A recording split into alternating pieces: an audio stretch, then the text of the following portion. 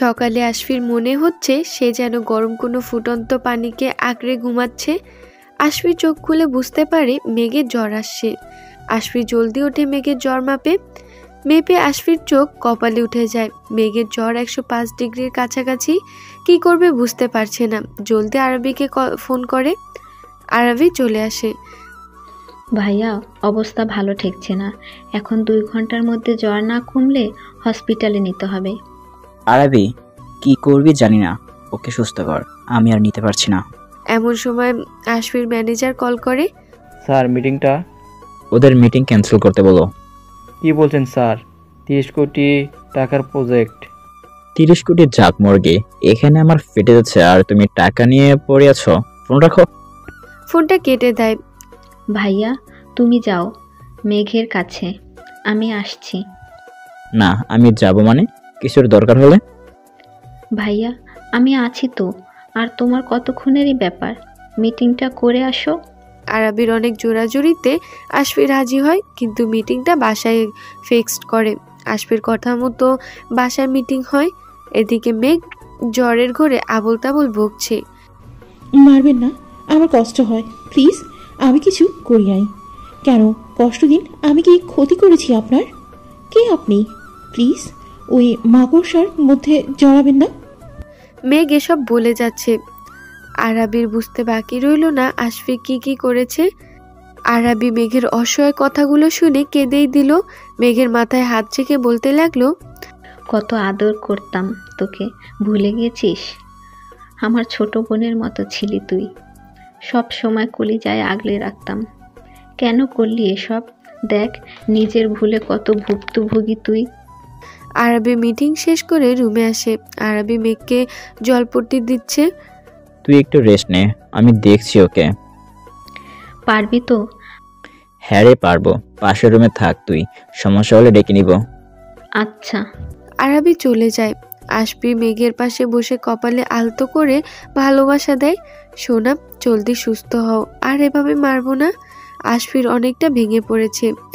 সারা দিন রাত আশফি আর আরবি দুজনে মিলে মেঘের সেবা যত্ন করেছে। পরের দিন সকালে মেঘ পিট করে চোখ খুলছে, জ্বরটা কমছে। আরবি সোফায় আর আশফির মেঘের কাছে বিছানার সাথে অ্যালার্ম দিয়ে ঘুমিয়ে আছে। মেঘ চোখ খুলে আরবিকে দেখে অবাক হয়। সে যেন স্বপ্ন দেখছে। জোরে ডাক দিয়ে ওঠে, আরবি আপু, তুমি? মেঘের চিৎকার শুনে সবাই উঠে যায়। কি হয়েছে? কিছু লাগবে?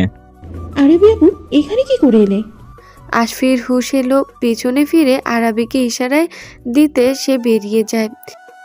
কই, এখানে কেউ নেই। কে তোমার আরবি আপু?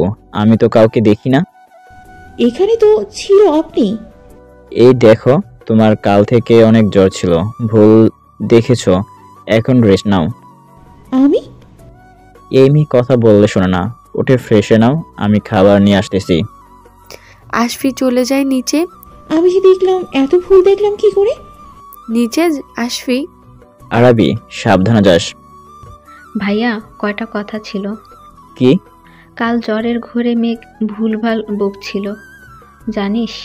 ও সব বলেছে, আর খুব কষ্টে আছে, বুঝতে পারা যায়। প্রতিটা কথায় খুব করুণ ছিল। ভাইয়া, তুই ওকে সব বলে দে। দেখ, হয়তো আমরা ভুল বুঝছি। ঠিক আছে। আমি গেলাম, ওষুধ দিয়ে দিছি, খাইয়ে দিস। আশফি খাবার নিয়ে রুমে আসতে অবাক। মেঘ গোসল করে চুল মুছতেছে। এই মেয়ে, কোনো আক্কেল নেই? কালকে এত জ্বর ছিল আর আজকে গোসল করে নিলে? গোসল করতে বলেছি আমি। কেমন কেমন অস্বস্তি লাগছিল। পাগল তুমি? আমাকে শাস্তি দেওয়ার মতো কোনো কাজ তোমার ধারা হবে না। আশফি মেঘকে ওষুধ খাইয়ে দেয়। ভেবো না ভালোবেসে করেছি। তুমি মরে গেলে আমি জ্বালাবো কাকে? আমার কাজ কে করে দিবে? তাই এত কষ্ট করতেছি। আশফি গোসলে চলে যায়। মেঘ ওখানে বসে চিন্তা করছে কিভাবে বুঝলো আসলে কি হয়েছে। চিন্তার যেন কোনো শেষ নেই।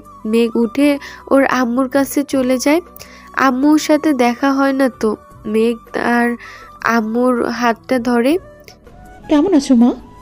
মেঘের স্পর্শ পেয়ে ওর মার চোখ দিয়ে পানি বের হচ্ছে। নার্স এসে ম্যাম, উনি আপনাকে অনুভব করতে পারে, শুনতে পারে, এমন কিছু। থাক, আপনি চিন্তা করবেন না। মেঘ কিছুক্ষণ মায়ের কাছে থেকে চলে আসে।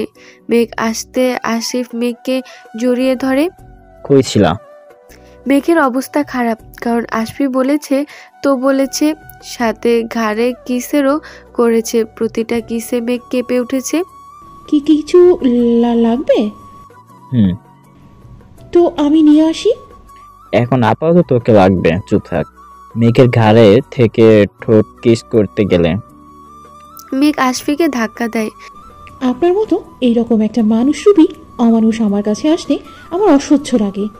আশফির হাত মুঠো করে রাগটা আয়ত্তে আনার চেষ্টা করেছে। যেহেতু মেঘ অসুস্থ ছিল, তাই আশফি ওকে কিছু না বলে ঘর থেকে বের হয়ে যায়। সারাদিন বাসায় আসেনি। রাত 12টা। কেমন একটু একটু চিন্তা হচ্ছে মেঘের, আসলে অনেকটাই, কিন্তু কেন সেটা বুঝতে পারছে না। ধুর, যেখানে যাবে যাক না, তোরে তো চিন্তা কিসের? হ্যাঁ, কিন্তু তাও চিন্তা তো হচ্ছে। কি করা যায়? বুদ্ধি। মেঘের বুদ্ধির অবসান ঘটিয়ে আশফি চলে এলো। হাতটা কাটা, রক্ত পড়ছে। মেঘ অবাক, কিন্তু আশফির কাছে যাওয়ার সাহস নেই। আশফি আস্তে করে বিছানায় একপাশে শুয়ে পড়ে। মেঘ অবাক, খালি দেখছে কখন ঘুমালে সে মলম পট্টি করে দিবে আশফির হাতে। বেশ কিছু সময় পরে মেঘের মনে হয়েছে আশফি ঘুমাচ্ছে। টিপ টিপ করে আশফির হাতটা ধরে রক্ত মুছে ঔষধ দিতে আশফির ঘুম ভেঙে যায়। এই, তুই কি করছিস এখানে? আশফি খেয়াল করে তার হাতে ঔষধ। আমার মতো মানুষের খেয়াল না রাখলেও চলবে। বলে আবার শুয়ে পড়ে। মেঘের আশফির কথায় খুব কষ্ট হচ্ছে। পরশু যেভাবে মেরেছে, ওদিনও এভাবে ব্যথা পায়নি। আজ যেমনটা লাগছে। মেঘের রুম থেকে বেরোতে গেলে এই শোন, মেঘ পেছনে ফিরে তাকায়। আমার পাশে এসে শুয়ে পড়, না হলে ঘুম আসবে না আমার। মেঘ চুপ করে শুয়ে পড়ে। আশফির ঘুমিয়ে যায়, কিন্তু মেঘের ঘুম নেই। বারবার আশফির বলা কথাটা কষ্ট দিচ্ছে। রাত গড়িয়ে সকাল। মেঘ উঠে নামাজ পড়ে কিচেনে যায়। তখনই দরজা দিয়ে আরবি আসে। এসে অনেক অনেক দরকারি একটা কাজে তার ধারণা ছিল না। সে এখন সজাগ থাকবে। হঠাৎ মেঘকে দেখে চমকে যায় আরবি। আপু, তুমি? আরবি কি বলবে বুঝতে পারছে না। এমন সময়